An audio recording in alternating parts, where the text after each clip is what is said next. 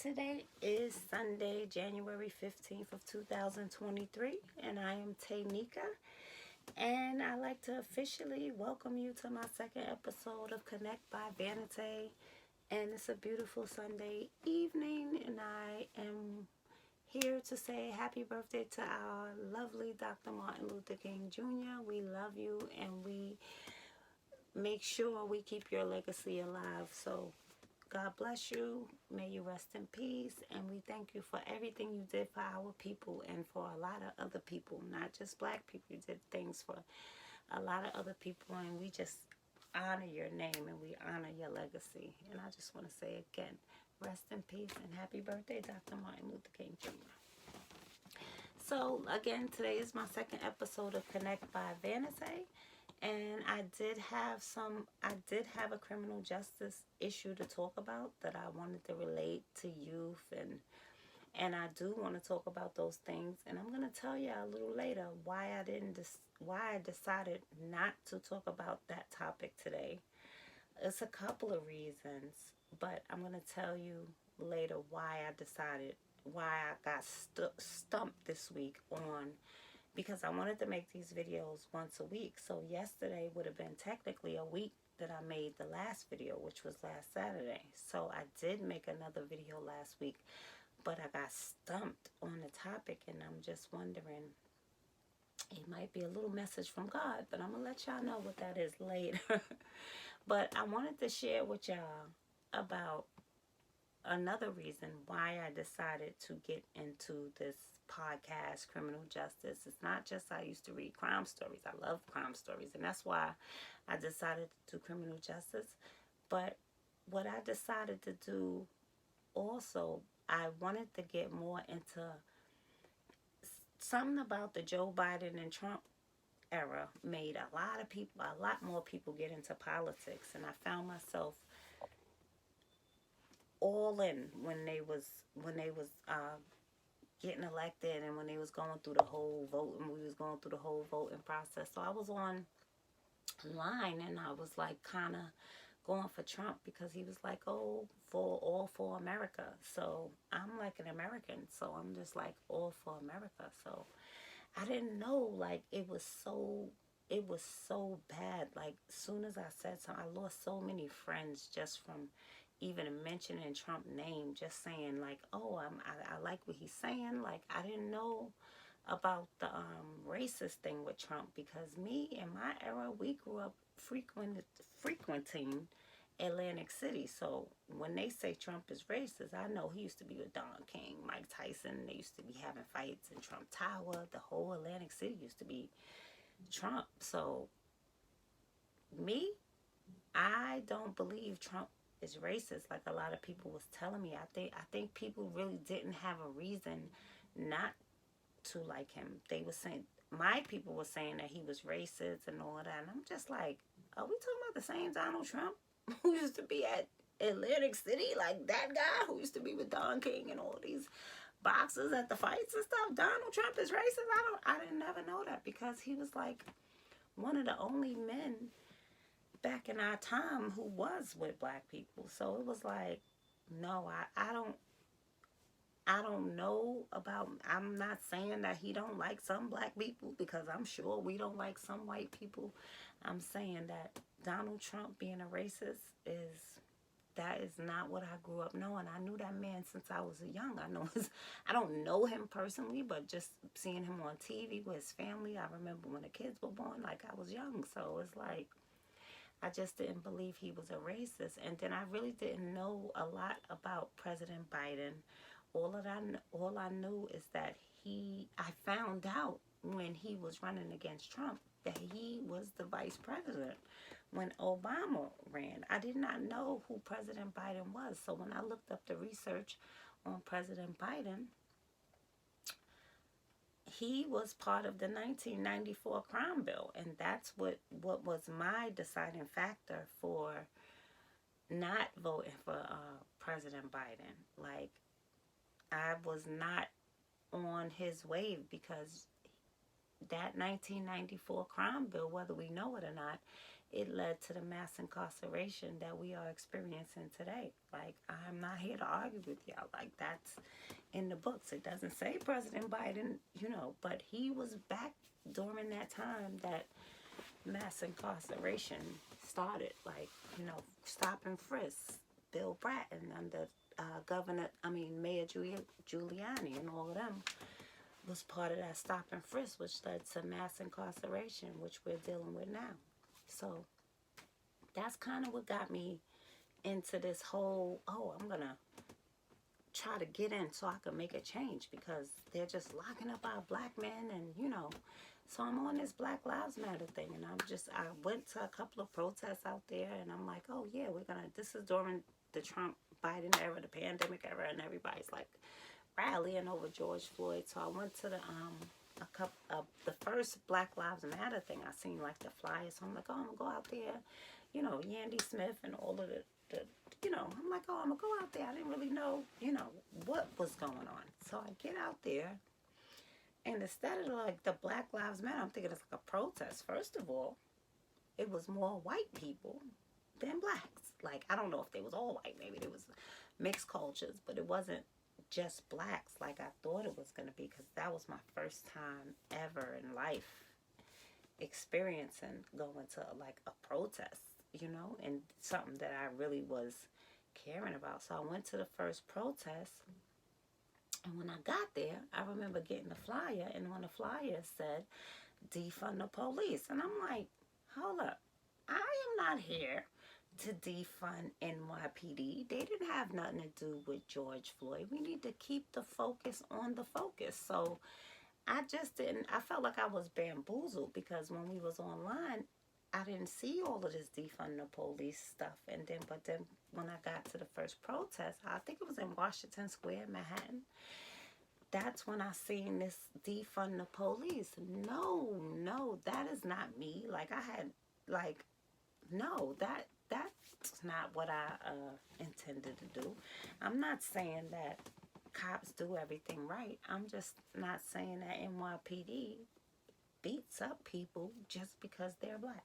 Like, I'm gonna say, like I said, I did a lot of stuff when I was younger, and I can't be mad at NYPD. There's some of my good friends, like, they hang in the hood with us. They was letting me sell my nutcrackers. I can't be mad at NYPD. So when I got to that first protest, I just wasn't with the defund the police.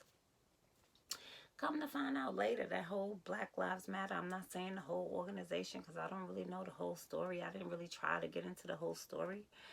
But I did get into it with a celebrity on Instagram, because I was like really going at the celebrities every time something was going at it, and one of them responded back to me, and she still has me blocked to this day. Like, one of the Black Lives Matter, I want to say Yandy, has me blocked, and I just had a lot of respect for Yandy, because she graduated from the college, and I was just wondering she graduated from Howard University, and I was just wondering what she was doing down there. And we had so much going on in New York at the time of the protest, so I really just didn't understand. Everything was just making everybody, it was just an angry time. Like, people were dying. It was the pandemic. We had people going off on Trump. We had the president. It was just a lot. It was just very strange in New York City around that time. But I don't have no problem with Yandy. I'm just saying that I just felt like I really wanted to make a change. Like, so that's what made me decide to go get a master's in criminal justice, so I could really make a change and be part of trying to make a change, never forgetting where I came from, and really getting a master's in criminal justice, and really getting out there advocating and trying to make a change for my people and helping my people. Now, let's go back to mass incarceration and the story that stumped me this week, right?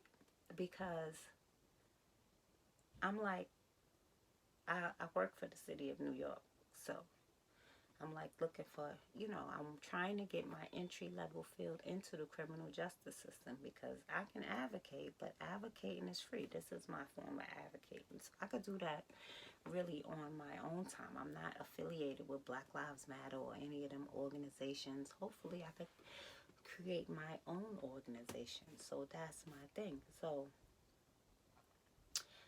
back to mass incarceration and the story that the podcast that I already recorded last week that stumped me. So I'm gonna try to hurry this up. So I work for the city, so I've been looking to get my foot into the criminal justice world. I really want to work for the Department of Homeland Security. That's what I'm trained for. I'm not trained to be a cop or a law enforcement officer. I can be an FBI agent, but I'm too old to be an agent. I wouldn't want to be an FBI agent. I'm like an advocate. I want to help my people. I want to deal with mass incarceration. So I did this whole podcast. This is my story. I did this whole podcast on Rikers Island and wondering if mass incarceration, if we talk about that in New York, are we talking about Rikers Island? And I wasn't really targeting Rikers Island. It's just we know it's overpopulated. There's a lot of things going on at Rikers Island. There's been some deaths of our people at Rikers Island. So last week, or maybe 2 weeks ago, I was online and I was looking for a job. And I'm always looking for jobs. I'm just trying to get my foot in the criminal justice door somewhere where I can help. So I've been applying for like counter-terrorism jobs and stuff like that, like, crime prevention. So I run across corrections and I look and it's like a adult program in there and I apply and then they call me. So that's what got me stumped because I had made this whole podcast about Rikers Island and it being mass incarceration. So now it goes back to work this week and I'm just like, oh my God, what am I going to talk about now? Because I can't talk about Rikers Island and they just offered me a job. But I said in 2020, I am going to go back to school so I can be part of the change. I'm not going to school to not work in the criminal justice system. I'm not going to school to put more of my people behind bars.